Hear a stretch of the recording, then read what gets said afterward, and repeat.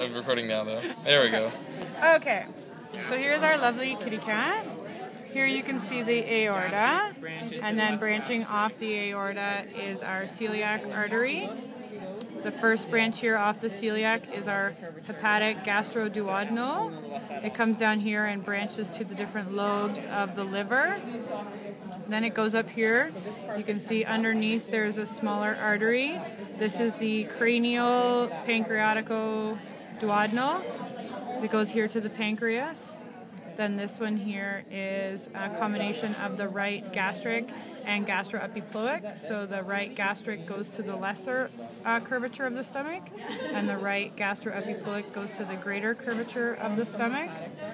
The next one branching off the celiac artery is the gastric artery, which then goes to the left gastric artery on the greater or lesser curvature of the stomach.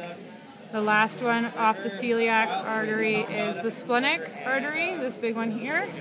And if we flip our kitty cat over, you can see the splenic artery coming up here, and it branches to supply blood to either end of the spleen, and then comes around to the back of the spleen.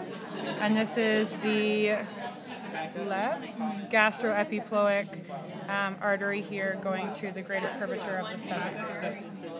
The end. Fantastic.